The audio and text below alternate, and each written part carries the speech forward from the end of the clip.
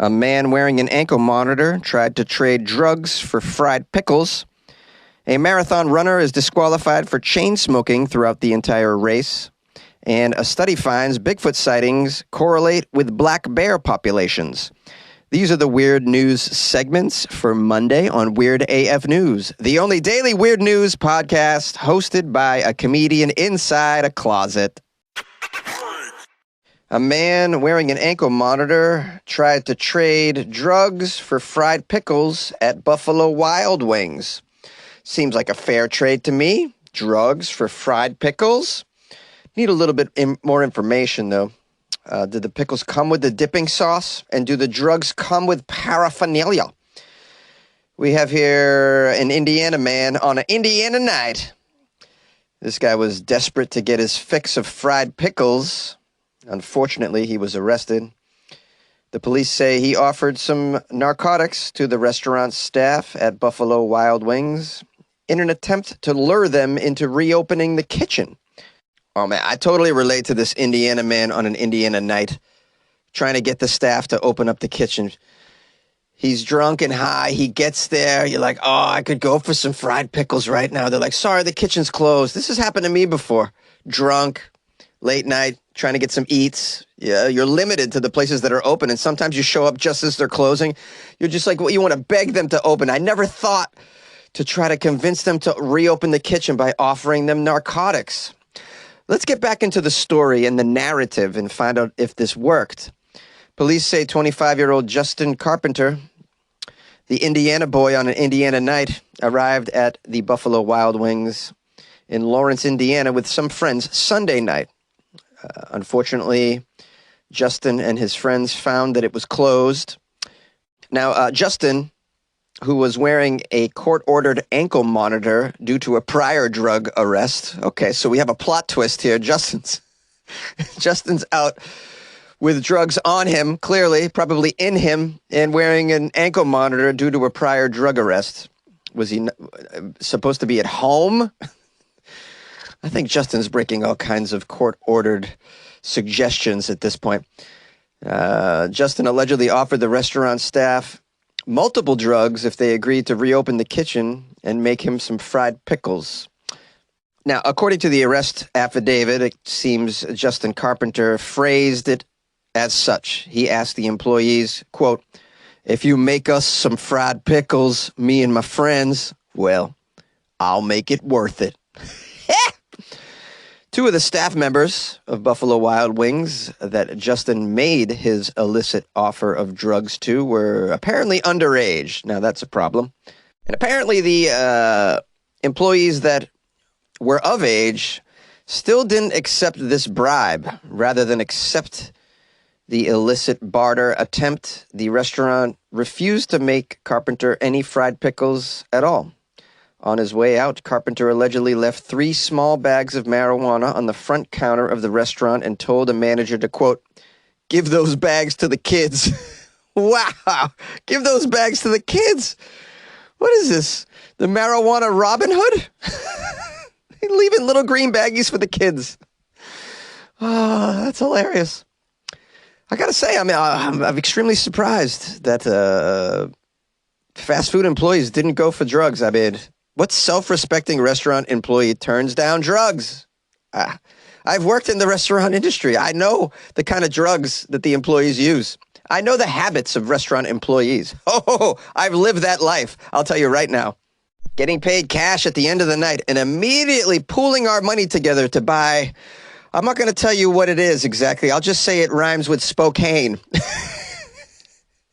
Now, when the police arrived at the BWW, they tracked Carpenter's car at a nearby gas station and then took him into custody immediately. A search of his car revealed he had, my goodness, he had a lot. He had marijuana, cocaine, oxycodone, Xanax, THC cartridges, scales containing a white powder, and drug paraphernalia. This guy, who does he think he is? Hunter S. Thompson? I mean, that's a Hunter S. Thompson drug haul if I ever heard of one. Look, Justin, if you're listening to this podcast, feel free to come to my workplace and bribe me to open up the closet. I'm okay with it. Says here Carpenter was arrested and charged with multiple drug felonies. Unfortunately, he also has 2 pending previous drug cases. Sad situation. How you like this restaurant, though? You know, turning him in like that? Bunch of snitches over there at Buffalo Wild Wings. I'm not eating there. Even if you don't partake, you got a narc on the kid? Come on now. He left 3 free baggies for you. Like a little green Santa satchel. What did I just say? A marathon runner was disqualified for chain smoking cigarettes throughout the entire race. They disqualified him for smoking cigarettes. This guy decided to play the game on hard mode, and you disqualified him. How do you do such a thing? You should give this guy a medal. Who can finish a marathon while chain smoking anyways? This guy's a superhuman being. The article says being in good shape to complete a full 26.2-mile marathon at 52 years old is quite impressive. To do it in 3 hours and 33 minutes is even more impressive. I have no idea what the average time to finish a marathon is. 3 hours and 33 minutes, I guess that's pretty great. This guy did it while chain smoking the entire race, and that just seems insane. This is what a man named Uncle Chen did during the Xiamen Marathon in China earlier this year, but apparently all his effort is for naught. He's been disqualified for running the marathon while chain smoking. You can't smoke on the track. That's the reason for the disqualification. I don't see the big deal with smoking on the track during a marathon in China. I mean, the cigarette smoke is probably cleaner than that Beijing air anyways. Who cares? You're doing the other runners a favor. The marathon committee issued a statement announcing the disqualification of Uncle Chen, bunch of haters. They're citing Article 2.12, which states, quote, uncivilized behavior from runners such as open defecation, smoking, or trampling on flower beds or green spaces that affect the race and the safety of other runners will result in disqualification. Open defecation, they slipped in there. That's, I guess that's pretty common for marathoners. Your body is in some shock when you're doing this kind of intense physical activity, and sometimes you just can't control your bowels. Marathon runners are known to poop themselves while racing and keep going, or sometimes just sprint into the forest really quickly. Trampling on flower beds, I like this. Smoking. All right, so he broke the smoking one, I suppose. This was already in the Article 2.12. What are you going to do? But I just think the guy's a boss. Yeah. And I think next year, after Uncle Chen finishes the race sooner than this year, he should just smoke a cigarette while pooping in someone's flower garden as a celebration. How about that? Uncle Chen's amazing. He crossed the finish line just 5 minutes slower than his 3:28 finish from 2 years ago and placed 574th out of more than 1,500 runners this year. So sounds like at the top 1/3. For a guy that's in his 50s, though, and smoking while doing so, pretty amazing and impressive, I have to say. It says here, reactions to Uncle Chen's unorthodox methods have drawn both praise and criticism online and from fellow competitors. While it's no doubt inconsiderate to others in the race for someone to be chain smoking, many people applaud Uncle Chen for being able to complete the grueling race while actively harming themselves, as they say. Yes, you should applaud the man. He's putting himself at a disadvantage here, clearly. He's giving the other runners a chance. He's like, you know what, you guys, you can beat me today. Look I'm going to smoke here, giving you all a chance. I mean, it's like going into a boxing match with one arm tied behind your back, or like a shot putting competition where you're only using your mouth. It's as if, can you put, I don't know if you could hold a shot put ball in your mouth. They're pretty heavy. I was trying to come up with another analogy here. It's like entering a competitive eating contest after just eating a full meal. I mean, sort of. I like there's no photos of him smoking on the track here that I can see. I would love to see that. Because, this guy isn't like a living Newport ad from the 80s. Remember cigarette ads way back in the day would show you, people would be doing like competitive events or playing sports while smoking. So ridiculous. There's just some guy jogging with a cigarette in his mouth. Those were the ads back then. So stupid. Anyways, all hail Uncle Chen. Yay! Want to create a podcast? Spotify's platform lets you easily make, record, distribute a podcast everywhere, even earn money, all in one place and for free. It's called Spotify for Podcasters. Record and edit on your phone or computer, send it to Spotify, and everywhere podcasts are heard. They even have video podcasting options as well. Spotify for Podcasters allows you to earn money with ads and subscriptions too. Best of all, it's free. Try it. Download Spotify for Podcasters or go to spotify.com/podcasters to get started. And good luck with your podcast. Good luck with your life, man. A study finds that Bigfoot sightings correlate with black bear populations. What are they trying to tell us here? That Bigfoot feeds on black bears as their main food source? Perhaps Bigfoot has trained the bears to warn them of the humans approaching, so now they live in congruence with the bears. Let's learn a little bit about Bigfoots and bears. This is real science, right, guys? Should I even sing It's the Sound of Science? Because this really isn't science. Anything with Bigfoot in the title is not science. I'm so sorry. The idea that North America is home to a completely unknown primate species does not seem to go away these days. Years after everybody started walking around with high-quality cameras in their phones, there still haven't been any clear images of a Bigfoot, but that hasn't stopped a steady flow of purported sightings. Now someone named Flo Foxon has followed up on an earlier analysis and checked for factors that could influence the frequency of Bigfoot sightings throughout North America. The results suggest that there's a strong correlation between sightings and the local black bear population. For every 1,000 bears, the frequency of Bigfoot sightings goes up by about 4%. Well, clearly, black bears are cosplaying as Bigfoots, so we just need to get to the bottom of whoever's handing out these Bigfoot costumes to the black bears, and we'll find out what this mystery is. They're calling this Bigfoot data. So yeah, it says Bigfoot data should be in quotes. For every 1,000 bears, the frequency goes up 4%. Also, for every 1,000 trees, I would imagine it goes up too. There's a correlation between trees and Bigfoot. There's probably a correlation between alcohol consumption and Bigfoot sightings as well. I'd love to see some of these other correlations, Bigfoot sightings. Yes, they also correlate with old smartphones. Yeah, because all the photos seem to be blurry. They also correlate with middle-aged white men with too much time on their hands. That's where the Bigfoot sightings come from. They correlate with...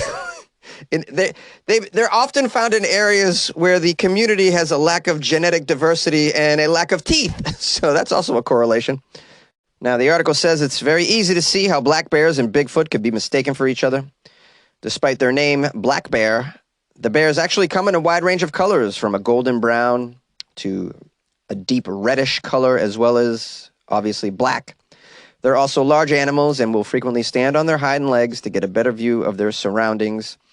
They also frequent the forested areas that are supposedly Bigfoot's favorite terrain. It says here, earlier work had used data from the Pacific Northwest to show that the presence of bears correlated with the frequency of Bigfoot sightings, but this individual, Foxon, in the study decided to expand the analysis, bringing in the rest of U.S. and Canada as well. Canadians are citing Bigfoots as well. Seems like Canada's picking up some of these bad U.S. habits. It's like totally American. Little Bigfoot. Yeah, sure. I got abducted by aliens. Okay, cool. It says data for sightings came from the Bigfoot Field Researchers Organization. The Bigfoot Field Researchers Organization. You know, you can trust them and their data. Apparently, they maintain a geotag database of reported sightings. National census data was used to determine the human populations in those areas, and estimates of the amount of forested area were also obtained from the Canadian and U.S. governments. All of these were combined into two different models, et cetera, et cetera. We need not get into the details of this convoluted Bigfoot black bear forest study. We can just jump to the conclusion because it's my podcast. It says, overall, Foxon found that with forested areas and the human population taken into account, there's about one Bigfoot sighting for every 5,000 black bears in the area. Each additional 1,000 bears raises the probability of a sighting by about 4%. Hence the conclusion that if Bigfoot is there, it could be a bear. It is a bear, okay? It's a bear. There's no Bigfoots, guys, all right? We need not live in that fantasy world that there's Bigfoots strolling around. These are obviously bears. This little lame correlation study, even you could say proves it, but it definitely is a little bit of some solid data to back that up, given the numbers. There is no large, out-of-focus monster wandering our countrysides. So sorry. You mean that Bigfoot that bonked my wife was actually a dang bear? Come on, man. 1, 2, 3, 4. Hunting Bigfoot, hunting it all day. Hunting Bigfoot, gonna shoot him in the face. So yeah, I'm gonna shoot me a Bigfoot.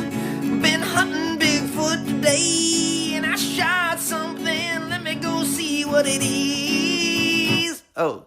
Shit, it's a possum. Hunting Bigfoot with my friend Steve. Hunting Bigfoot, I see him in the trees. Oh yeah, I'm gonna shoot that Bigfoot. He's behind the tree. I'm aiming to fire, and I think that I got him. Let me see. Shit, I shot Steve. Hunting Bigfoot, instead I shot Steve. Didn't mean to shoot him, and his family's mad at me. Oh, now I'm going to Steve's funeral, and I gotta explain to his relatives that I mistook him for a fictitious creature that doesn't exist, and that I'm not gonna hunt Bigfoot anymore, but they still pissed. I ain't gonna hunt no more Bigfoot.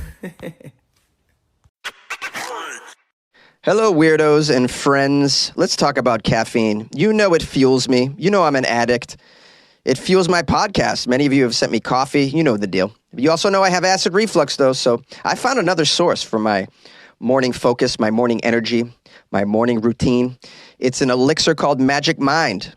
Magic Mind is a coffee alternative, gives you energy, increased focus, but it comes in a little green shot. Instead of that third cup of coffee, you have a little shot of Magic Mind, which is delicious and healthy. It has vitamins B, C, and matcha in it. And for my listeners like me who are coffee addicts like me, who want to try a healthy alternative, this helps you cut back, this Magic Mind. And I have an offer here for January.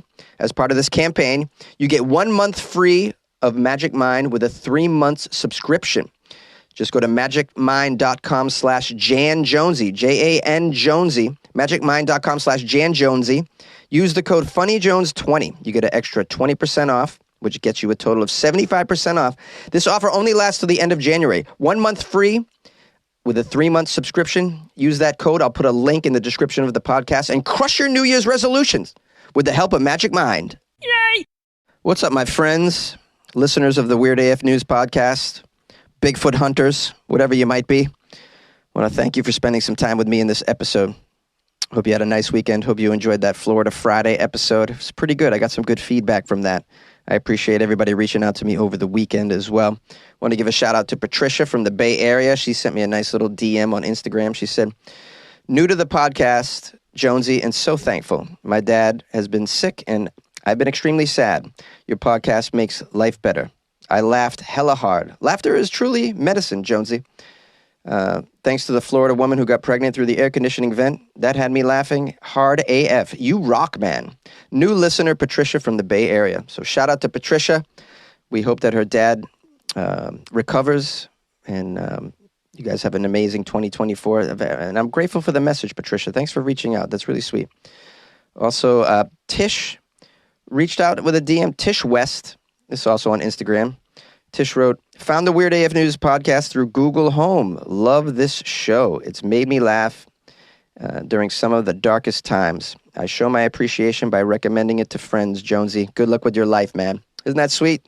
Tish and Patricia reaching out, making my day with some lovely DMs, telling me how much they appreciate the show, telling me how much it has brought something to their lives and the lives of the people in their life. So pretty sweet. I'm very happy and very proud. So thank you so much. If you guys want to slide into my DMs on Instagram and say nice things, or make some critiques, feel free. It's at Funny Jones, and my email is funnyjones@gmail.com. If you want to call the show, 646-450-2012. That's how you do it. If you want to support the show, you can buy a subscription to Magic Mind. Use the link in the description, or go to the link as I described in the earlier commercial segment, magicmind.com/ what was it? Hold on. / Jan Jonesy. That's what's up. Use the code FunnyJones20. You can also buy me coffees or join the Patreon on my website, weirdafnews.com. Weirdafnews.com. Click on the little coffee cup to buy me a coffee, or click on the Patreon banner to join the Patreon, which is like a subscription service, sort of like you buy Jonesy a beer every month, and then you get access to extra weird content that I put in the Patreon for my little group of super fans that are in there. So you guys can become a super fan too by joining the Patreon. Go to patreon.com/weirdafnews is another option, or download the Patreon app on your phone and do a search for Weird AF News. Anyways, that's enough due diligence. We will see you tomorrow with some more weird news. Take care of yourself, and good luck with your life, man.